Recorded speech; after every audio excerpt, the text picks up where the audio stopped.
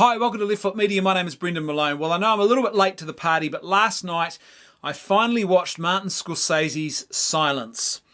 And like a million other movie reviewers out there, you've probably heard this all before, it is visually quite an impressive film to look at.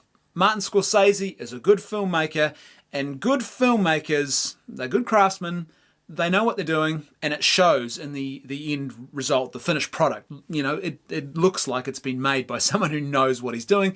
And in this case, Martin Scorsese does not disappoint. However, I think that this film, at its heart, the story that this film is telling at its heart, has a fatal flaw. Basically, you've got this group of Christian missionary priests who go into Japan, and the Christians in Japan are being brutally and horrifically persecuted by the state. And the main character, this main missionary priest, ends up, this is the crux point of the story, the whole crux point of the story, he ends up renouncing his Christian faith. He ends up publicly renouncing the faith. Now, you can tell a story like this and it can still work. There's a couple of ways you can do it. One is you have a group of missionaries who aren't really living authentically good lives. They're not really committed to the principles that they are espousing publicly. They are doing this missionary work for some other nefarious purpose. Maybe they're criminals. Maybe they are immoral men. Maybe they are there because they represent some sort of attempt by the European state to try and colonize or impose itself on the Japanese people. You know, there's lots of ways you can tell that story where the missionaries are effectively hypocrites, they're bad people, and it becomes a character study in hypocrisy. Another way to tell the story is to have a group of missionaries who are flawed characters, and you have again, it's a character study of people who might have both good and bad. You know, they're not these sort of perfect, you know, icon-like saints. They're broken saints. They've got feet of clay, and you know, it's a character study in the sort of human frailty, which is also accompanied by moments of genuine greatness and self-sacrifice and commitment to the truth. Or another way to tell the story would be to tell or to focus on the heroic virtue of this commitment to truth and this willingness to die for a cause no matter what. Or possibly you could also tell the story where you have pretty much the story that we have in Silence, except once you get to the point where the main character renounces his faith, he walks away and abandons the very life-giving, essential truth that he has committed his entire self to. It becomes like a character study in how someone can be broken psychologically, how someone can start out so committed to a cause and willing to, you know, to give themselves so totally to it, but then because of an oppressive and brutal dictatorial regime, they can be broken. And they can walk away from that. And it becomes a character study in what happens to a person in that scenario. But instead, what Silence tries to do is it takes this moment of renunciation where this character renounces their faith, renounces the fundamental principles that they live their life by, and it tries to turn it into some sort of act of self-sacrificial and virtuous and heroic behavior. That's really the message the movie's trying to sell us here, that this missionary priest, played by Andrew Garfield, has been a virtuous and heroic character. And effectively what the movie's trying to sell us is this idea that he's just like Jesus, who in the Bible, Jesus goes to the cross and he self-sacrifices. He gives of himself totally to the point of death out of love for others. And that's the heart of the Christian story. And this movie is trying to present this idea that Andrew Garfield's character is effectively engaging in the same heroic and truly profound and virtuous self-sacrificial love when he renounces his faith. The problem is that just doesn't work. It doesn't matter that this is a group of Christian missionary priests, and perhaps that's clouded the major flaw here for a lot of people. If you put it into another context, it might explain it a little bit better. I mean, imagine they were a group of atheists, for example, and it was this group of atheists who were in Japan, and the Japanese state was brutally trying to suppress their freedom of conscience, their freedom to believe what they wanted to believe. And so there's no Christians in sight. This is all about this group of atheists, and they're being tortured and martyred and killed and forced to renounce atheism, and they're being forced to embrace Buddhism. And imagine the main character, the main hero, if you like, of this atheist movement suddenly turns around and says, oh no, we're just renouncing it all. And then they try to palm off this renunciation, this abandonment of his atheist principles as being some sort of virtuous and heroic act. It's really not. Imagine this was Braveheart with William Wallace. And at the pinnacle of the movie, instead of going to that scaffold where he's hung, drawn and quartered and he yells out freedom, he just renounces everything and says to all of these Scottish farmers who have taken up arms to protect their freedom and their liberty, look, no, just forget about it, boys. Look, we're just going to go home. We're going to renounce. We're going, you go and live peace and do what you want to do, and I'm just going to renounce this whole thing, and we're going to say, no, liberty's not that big a deal after all. You would walk away from a movie like that and you would feel, there's a bit of a sour taste in my mouth. This is a bit of it's like eating a meal of kale. It's just not very filling. There's something that's not complete here. And like I said, this has got nothing to do with the religious elements of this film. As I said, this could be a group of atheists and the story would still be broken in the same way. This could be a group of people fighting for some sort of political cause and it would be broken in the same way. You can't sell this renunciation because it's not just that one act that Andrew Garfield's character does where he renounces his Christian faith. And at that moment, what you realise is, as a viewer, is all of a sudden, so this thing that he has committed his life to is no longer worth dying for? Or here's a guy he's really not that committed to his faith, to these founding principles that are supposed to govern the very direction of his life, and they are so, meaningless to him that, they're not worth dying for. It's something you can just walk away from. If you feel that walking away from it, the end will justify the means, then you should just walk away. And you instinctively know something is not right there, that heroic element is missing. And it's not just the fact that he walks away, but then after that, he actually actively participates in the suppression and the alienation of those people that he's just saved. Now, as I said, it doesn't matter whether you are religious or not. I mean, you could think of this in terms of sort of those Jungian types, the whole Joseph Campbell, the hero's journey, the mythmaker thing. We all know that self-sacrifice is an essential component of the hero's journey. And for self-sacrifice to be meaningful, it has to be real. You can't take something that is not self-sacrificial and then try and say that it's on a par with an act of self-sacrifice.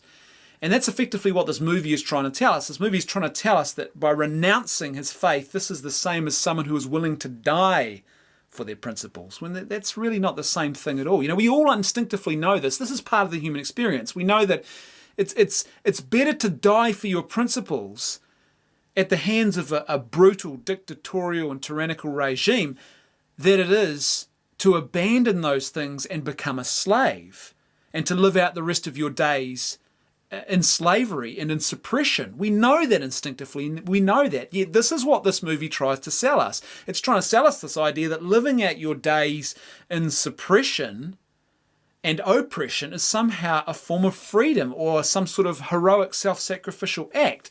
And it's just not, because, as I said, he then actively goes on to join in with the state in suppressing the lifestyle, this Christian lifestyle that this group of Japanese people have chosen to live. He is further alienating them. Not only has, perhaps you could understand if he'd just done this one thing and saved them in the heat of the moment when they're hanging in these pits upside down with their heads in a blacked out hole, but it goes on from there where he actively participates in alienating and sort of trying to suppress and to become an agent of the state to actually even further marginalise this group of people that he's just saved. Effectively, he hasn't saved them at all. He saved them from physical death so that then they can go on and live a life where they are alienated, where they are still excluded and actively excluded, and he is participating in their social exclusion and isolation. He's effectively saved them from physical death to sell them into a form of slavery of their conscience and of who they are, and an ostracization within their society. This is not an heroic or good thing at all. And not only that, but there is perhaps still maybe just a tiny little slither of a door open there for how you could possibly sell that idea in a film. But it all breaks down when you realise that he didn't actually choose to do this. Because some people say, oh no, but he chose to do this. This is just like Jesus choosing to die on the cross. This priest is choosing to renounce his faith, and he's being just like Jesus. No, he's not, because he didn't choose anything. Remember? He is subjected to months of brutal and barbaric torture, isolation, and imprisonment, and constant demands that he renounce. People are killed in front of him to try and force him to renounce his faith. And then finally, it's the dead of night, he's dragged outside into this courtyard. His friends are there. They are being hung in these blacked out pits by their feet, hung upside down with their head in a blacked out pit that's covered over, except for a little hole that their neck and their head goes through. They're obviously in a terrible, awful form of torture they're being subjected to. He's got two guys either side of him who are just constantly saying to him, you should renounce, you can make this all stop, just renounce, just blaspheme this holy image. There's this holy image, for those who haven't seen the film, they put on the ground in front of people and they say, you've got to stand on the image, you've got to denigrate this image, and when you do that, that's it's obviously a public sign of blasphemy, of renouncing your faith. Just stand on the image. That's all you got to do and you'll make all this stop. And under all of that pressure, after months and months of exhausting and brutal and non-stop psychological torture and oppression, he doesn't just stand on this holy image, he literally falls on it. He literally falls onto this image. He didn't choose anything. He was coerced in the worst possible way. He was tortured into submission. There is nothing heroic when you are tortured into submission, because you're not choosing to do anything. Virtue is about a commitment to do something. Virtue is not, I accidentally did something good, now I'll take all the credit and say that it was an act of self-sacrifice. It wasn't self-sacrificial. You were forced into it. It didn't cost you anything. You were tortured into submission, and you just submitted, right? Human frailty took over. So you can't sell that as an heroic act. And that's exactly what they try and do in this film. Imagine this was Braveheart again. And imagine, instead of William Wallace choosing to actively defy Edward the Longshanks and the English Empire and to heroically and bravely walk up that scaffold and choose to die for freedom and then yell out freedom at the end, he was forced into it. He was tortured. He had no other choice, but he ended up doing it, but he didn't choose it. He was forced into it.